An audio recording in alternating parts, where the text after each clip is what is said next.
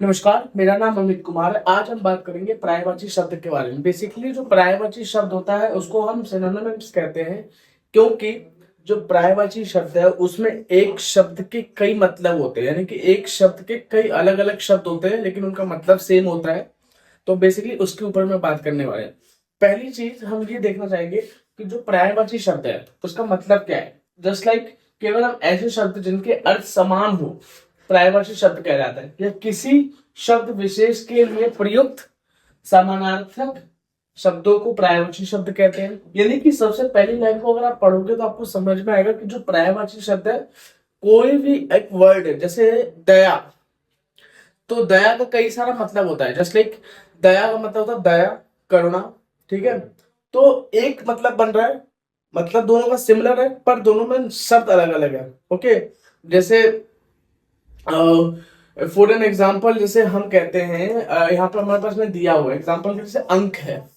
Okay, तो अंक जो है संख्या, गिनती, क्रमांक, निशान, साथ साथ चिन्ह। तो ये पर्यायवाची शब्द के सिमिलैरिटीज है कि अंक को हम संख्या भी बोल सकते हैं, गिनती भी बोल सकते हैं, क्रमांक भी बोल सकते हैं, निशान भी बोल सकते हैं, चिन्ह भी बोल सकते हैं, ठीक है। इसी तरीके से आगे बढ़ते हुए हम समझते हैं अंकुर। अंकुर का मतलब होता है जैसे कोई बीज होता है, पोंपल कहते हैं उसे, अखुआ कहते हैं, कल्ला कहते हैं, कलिका कहते हैं, गाभा कहते हैं। आगे बढ़ते हुए आप समझते हैं अंकुश क्या मतलब होता है जैसे किसी चीज को रोकना। तो रोकने को हम कैसे कहते हैं? प्रतिबंध, रोक, दबाव, रुकावट, नियंत्रण। यानी कि अंकुश का मतलब होता है कि कोई चीज को रोक रहे हैं, तो यानी कि रुकावट भी उसी का है, नियंत्रण भी उसी के लिए है। तो आपको समझ में आ रहा होगा कि मैं किस बात बारे में बात कर रहा हूँ। तो पर्यायवाची शब्द का मतलब ये होता है कि एक शब्द है, उसके और भी जैसे शब्द है सिमिलर, उसके जैसे और भी शब्द है पर उनका मतलब भी सेम है, पर उनका नाम अलग अलग है। जैसे अंकुर को आप अंकुश को प्रतिबंध भी बुला सकते हो, रोक भी बुला सकते हो कि रुक जा, रोकना। विराम, एक विराम भी आता है, विराम चिन्ह आपने सुना होगा, तो विराम भी वैसा ही जैसे अंकुश है। ओके, अंकुश का मतलब तो हम डॉट लगाते हैं ना, जब हम कोई भी सेंटेंस लिखते हैं तो आगे में डॉट लगाते हैं, तो वो अंकुश इसको ही बोलते हैं। आगे बढ़ते हुए और समझते हैं अंग।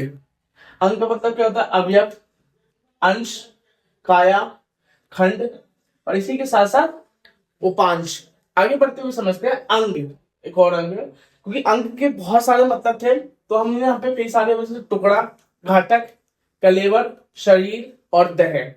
आगे बढ़ते हैं अग्नि। अग्नि का मतलब क्या होता है? आग, अनल, पावक, जात देह, सॉरी जात वेद और कृषाणु। अब हम समझेंगे अग्नि का और भी मतलब, जस्ट लाइक वायु शाखा, दहन, इसी के साथ साथ अरुण और हवा। हवा, हवे हवे हवे मतलब हवा, वाहन।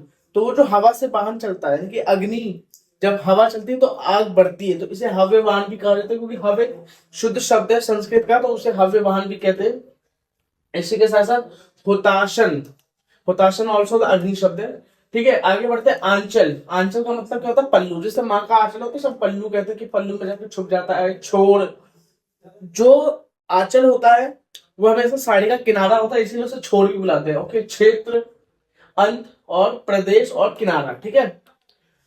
अचानक, अकस्मात, अनायास, एकाएक, दैवयोग। आगे बढ़ते हैं अटल। अटल का मतलब होता है अड़िग। जिद्दी लोग होते हैं ना उसे अटल कहते हैं। तो अड़िग, स्थिर, पक्का, दृढ़ और आंचल। आगे बढ़ते हुए समझते हैं अटखेली। कौतुक, क्रीड़ा, खेलकूद, चुलबुलु, चुलबुलापन। ओके, इसी के साथ हंसी मजाक, ये भी एक शब्द है। अटखेलिया नहीं कहते हम लोग, जो मस्ती मजाक करते हैं उसे हम इसी तरीके से कहते हैं। इसी तरह से अनिरुद्ध जो है अभी, पीयूष, अमी, सोम और जीव, नोदक।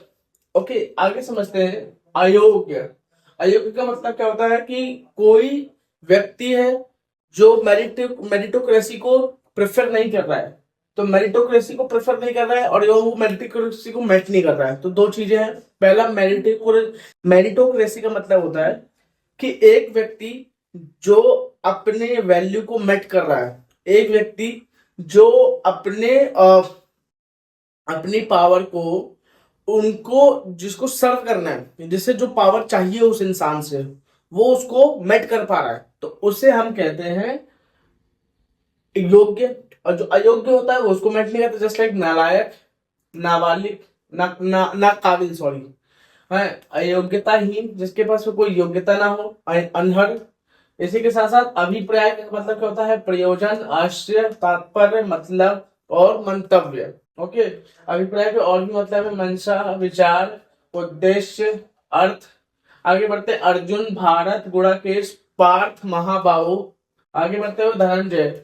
आगे बढ़ते हैं, अवाग्य का मतलब अनादर, तिरस्कार, अपमान, अवमान, अपमान और तौहीन। अश्व का मतलब अर्ध, तुरांग जो घोड़े को कहते हैं, और सैंधव, घोटक। आगे बढ़ते हैं, रविसुत। असुर का मतलब क्या होता है, रजनीचर, निशाचर, तमीचर, दैत्य और यातुधान। इसके साथ साथ अवरोध, रुकावट, विघ्न, व्यवधान, अरुंगा। आगे बढ़ते हुए समझते हैं, अतिथि, पहुना, अव्यगत, रिश्तेदार, नातेदार। आगे बढ़ते हैं, अतीत, पूर्व काल, भूतकाल, विगत, गत। अनाज का मतलब क्या होता है, अन्न, शस्य, धान्य, गल्ला, खदान।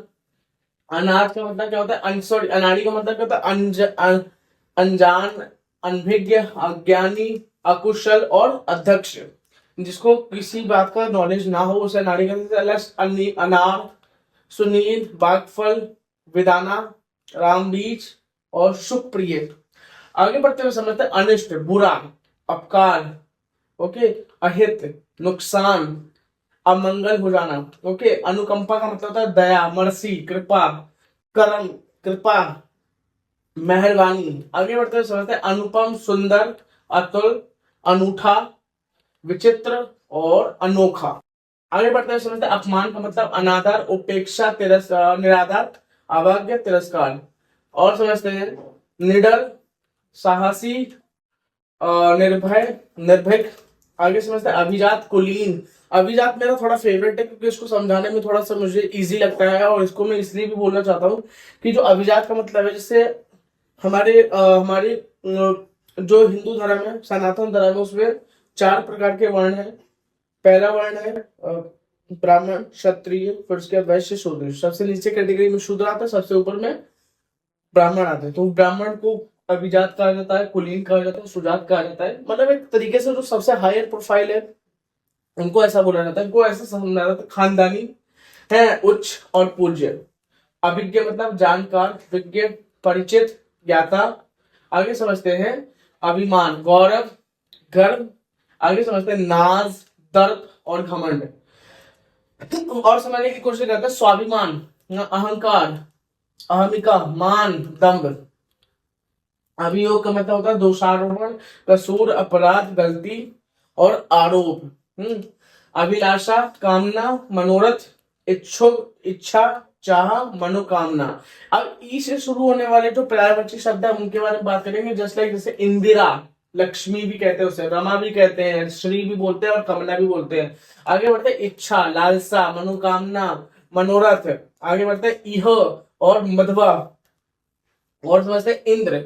इंद्र का मतलब क्या होता है, महेंद्र, सुरेंद्र, पुरंदर, देवराज, पक, पाक रिपु, पाक रिपु। आगे समझते हैं, इनकार, अस्वीकृति, इनकार कर देना, मना कर देना, निषेध कर देना, मनहानि, मान ही कर देना, मना ही कर देना, मना ही कर दिया, मना ही कर दिया है, प्रातिखायान। आगे बढ़ते हैं, इच्छुक। इच्छुक का मतलब वही होता है अभिलाषा या ललायत, आतुर।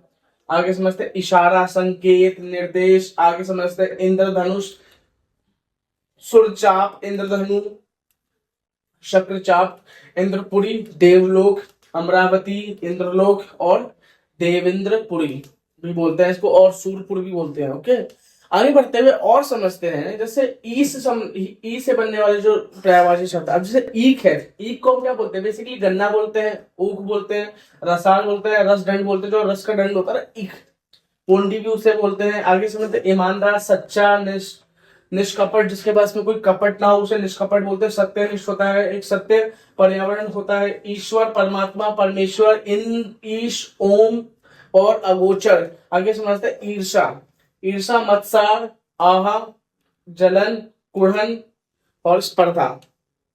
ऊ से बनने वाले कुछ शब्द हैं, देखते हैं, ठीक, वाजिब, सही, सम्यक और उपयुक्त। आगे समझते हैं उत्कर्ष। उत्कर्ष का मतलब उन्नति, उत्थान, अभूतपूर्व। उत्कर्ष का मतलब होता है कि जैसे कोई व्यक्ति है वो अभी इस लेवल पे है, वो उस लेवल पे पहुंच गया तो हम उसे उत्कर्ष बोलते हैं। आगे समझते हैं उन्मेष। उत्पाद क्या होता है? दंगा करना, उपद्रव, फसाद, गड़बड़, उधम। वीडियो अच्छी लगी हो तो हमारे चैनल को सब्सक्राइब कीजिएगा, लाइक कीजिएगा और वीडियो को ज्यादा से ज्यादा लोगों में शेयर कीजिएगा। ये हमारी कुछ प्रोफाइल्स है, इनमें आ जाकर के आप हमें फॉलो कर सकते हैं। ये हमारा इंस्टाग्राम पेज, ये हमारा फेसबुक पेज और ये हमारा यूट्यूब पेज। यूट्यूब पेज पे भी आप जाकर के देख सकते हैं, क्योंकि यूट्यूब पे बेसिकली क्या होता है, जब कोई हमारी रील्स को अगर डालता है तो वो उनको पता नहीं चलता है। तो अगर आप चाहते हैं तो अमित कुमार के नाम से सर्च कर सकते हैं। फेसबुक पर भी हम अवेलेबल है, इवन हम इंस्टाग्राम पर भी वीडियोस को अपलोड करते रहते हैं time to time. Thank you so much. आगे इसका पार्ट 2 भी आने वाला है, पार्ट 2 के लिए वेट कीजिएगा। पार्ट 2 नेक्स्ट संडे को आएगा।